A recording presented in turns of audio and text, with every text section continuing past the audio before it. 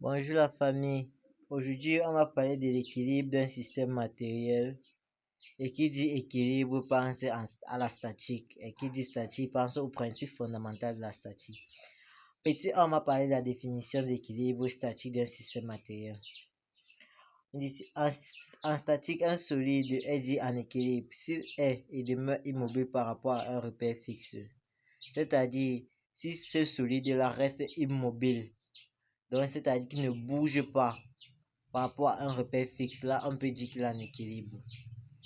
Bon, petit 2, on parle du principe fondamental de la statique, comment l'appliquer, comment l'utiliser. En cas de forces coplanaires, c'est-à-dire en cas de plusieurs forces qui se rencontrent en des points. Bon, on dit ici là, un solide indéformable est qui est le solide ici, en équilibre sous l'action de n forces extérieures, c'est-à-dire qu'il a plusieurs forces extérieures. Ici, nous avons notre solide là F1, F2, F3 et F4 forces. Reste en équilibre si, petit a, la somme vectorielle de toutes les forces extérieures est nulle. En bref, pour être plus simple, c'est juste somme des forces extérieures égale au vecteur nul. Ce qui implique qu'on aura F1 plus F2 plus F3 plus Fn égale au vecteur nul. Là, ça dépend des forces qui sont dans le solide là est soumis.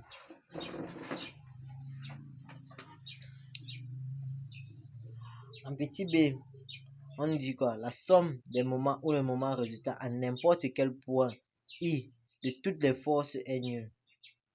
Bon, tout ça juste pour dire que le moment en n'importe quel point appartenant à ce solide égale des forces extérieures égale au vecteur nul.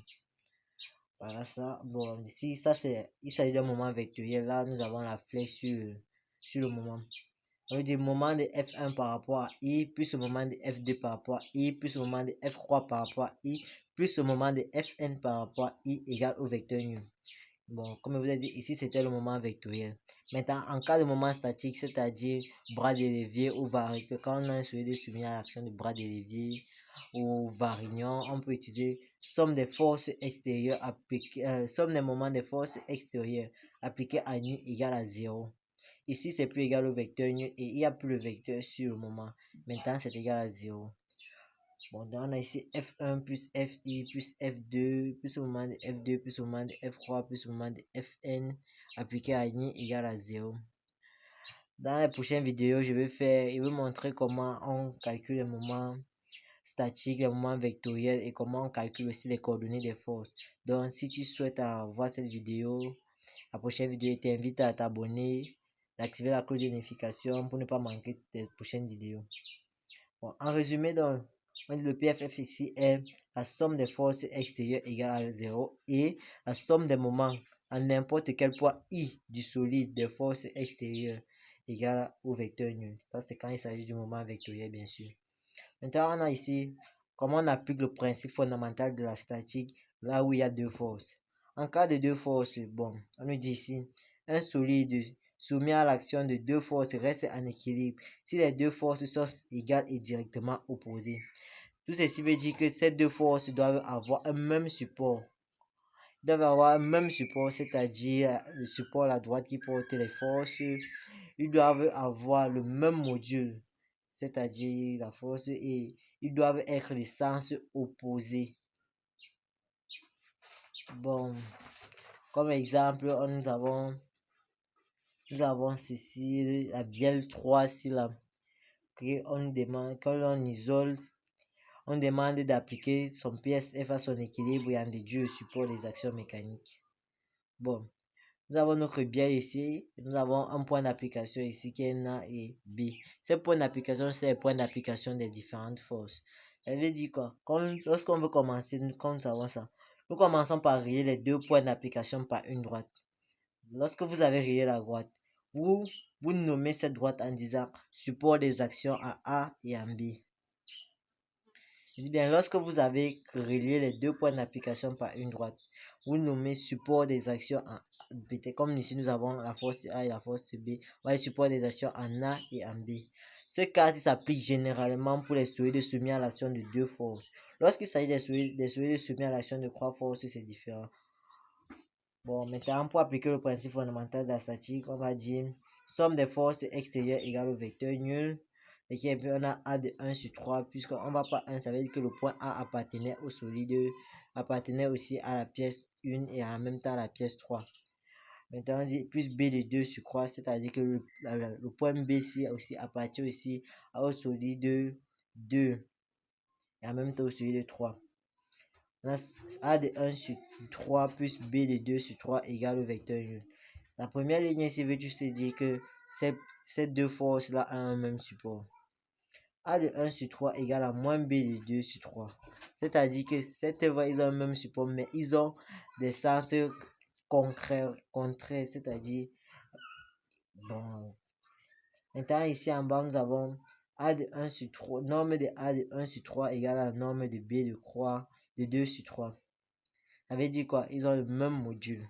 Maintenant, enfin, on donne support la droite AB. Bon, ici, nous avons un exercice d'application. Cet exercice d'application, on pense à un système de serrage où nous avons 4 forces A, B, C et D. Bon, la première question, on nous dit quoi? On isole le vérin 2 plus 3, représenter les efforts extérieurs. Bon, lorsque nous regardons le vérin B2 plus 3 qui a les points d'application B et C, nous constatons que ce vérin est soumis à deux forces. Et comme tout à l'heure, nous avons vu comment résoudre le cas des solides soumis à l'action de deux forces. Tout d'abord, étape 1, on va commencer d'abord par tracer le support, par relier les deux points d'application par une droite. Voilà, j'ai relié mes deux points d'application par une droite. Maintenant, ensuite, qu'est-ce qu'il fait? Je la nomme. C'est-à-dire, je trace une flèche qui pointe vers ce support et je nomme support des actions en B et C. Ok, lorsque nous avons fini de déduire, de tracer d'abord le support, nous allons représenter les forces. On représente en faisant quoi? En appliquant le PSF. Bon, PFS de 2 plus 3. Bon, le PFF en cas de deux forces s'applique comment? On sait que la somme de toutes les forces extérieures égale ici au vecteur nul. Bon, ici nous avons deux forces extérieures. Puisqu'on a isolé 2 plus 3, le point B appartenait à la pièce 3 et à la pièce 0 sur notre dessin d'ensemble. C'est-à-dire, comme on a isolé la pièce 3, on va dire B de 0 puisqu'il appartient aussi à 0 sur 3. Comme sa pièce 3 qu'on a isolé, c'est ça qui est en bas de la fraction. Puis ici, C appartient à quel point? C appartient encore à la pièce 1. Donc, il y a la pièce 2. C'est-à-dire, comme on a isolé 2, on va dire C de 1 sur 2 égale au vecteur nul. C'est-à-dire qu'ils ont le même support. On continue. B de 0 sur 3 égale ici à moins C de 1 sur 2. Lorsqu'on dit que ça est à la moins C de 1 sur 2, ça veut dire que la force de C tend à tirer vers le haut et la force de B tend à tirer vers le bas.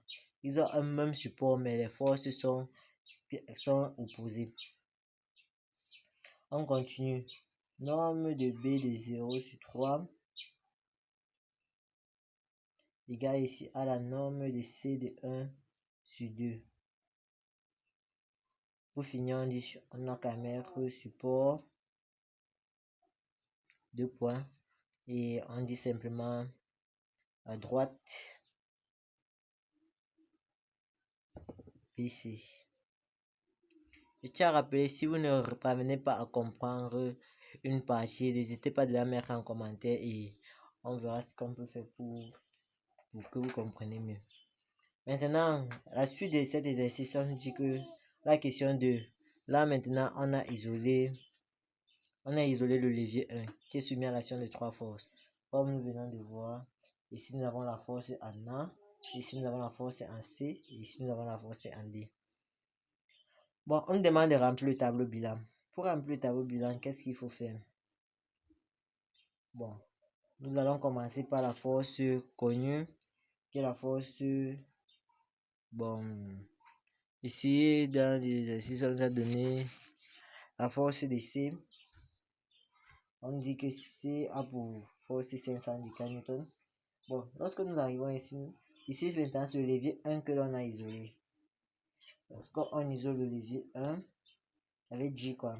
On a la force C2, puisque ici, dans l'exemple précédent, nous avons isolé la pièce 3 plus 2 et C appartenait à la pièce 2. Maintenant, ici, on a isolé le levier 1. Ça veut dire qu'on va maintenant mettre C de 2 sur 1. Puisque c'est le levier 1 qu'on a isolé. Le point d'application, c'est quoi? C'est C. La direction, vous pouvez mettre la direction de C, qui est ça. Ou vous pouvez tout simplement mettre à droite BC, comme nous l'avons dit ici. Là. Mais choisissez l'un des deux, ne mettez pas les deux. Choisissez un, soit vous mettez, ça vous tracez la droite, soit vous mettez BC dans les parenthèses. Maintenant, pour le sens, on doit d'abord tracer ce support qui est d'abord comme ça. Maintenant, quel est son sens? Comment va-t-on faire pour déterminer son sens? Et pourtant, sur le dessin même, on ne nous a pas donné le sens. Ce qu'on va faire, on va rentrer dans l'exercice qu'on a eu à traiter précédemment. On nous dit ici là que c'est de 1 sur 2. Et c'est bon, monter vers le haut. Partir vers le haut, c'est qui est un peu maintenant. Lorsqu'on va inverser, on va mettre C de 2 sur 1. Qu'est-ce que ça va faire? Ça va aussi changer de sens. C'est-à-dire que ça va maintenant chercher à descendre. D'où le support de C de 2 sur 1 maintenant vers le bas. Et comme pour module, on a 500 Newton, comme nous a donné là-bas. Maintenant, la force qu'on connaît un peu ici, là, nous avons quoi? Nous avons la force en D. Puisque en D, nous avons un contact ponctuel. Voilà, ici en D, nous avons un contact ponctuel. Et lorsqu'il y a un contact ponctuel, la force tend toujours à entrer vers le solide isolé. Donc, voici le support qui est la droite verticale là. C'est toujours comme ça. Lorsqu'il y a un contact ponctuel, sachez que la force va toujours chercher à entrer dedans. Donc, ici là, on va dire ici là qu'on a bon, D de 4 sur 1 qui est appliqué encore en D. Sa direction est comment? Elle est verticale. Maintenant, pour le sens, on ne nous a pas donné le sens sur le dessin. Non, on va mettre un point d'interrogation. Pour le module non plus, on va mettre un point d'interrogation. Maintenant, on continue avec A. La pièce A appartient au solide 0, en même temps au solide 1. Qu'est-ce qu'on va faire ici? On va dire que la pièce égale à... On a ici la force A de 0 sur 1, puisqu'on est isolé 1, qui est appliqué en A. Maintenant, la direction, là, nous voyons un cercle, c'est-à-dire qu'il y a une rotation là-bas. Là, nous n'avons pas de direction, de centre et consort. On va juste mettre des points d'interrogation pour dire que ça détermine. Bon, dans la prochaine vidéo, je vais vous montrer comment on fait pour déterminer les forces D et A de manière analytique. Puis, je vais vous montrer comment la résoudre de manière graphique. Mais avant de voir cette vidéo, je te prie de t'abonner, d'activer la cloche de notification pour ne manquer aucune vidéo. Et surtout, laisser un like si cette vidéo t'a aidé.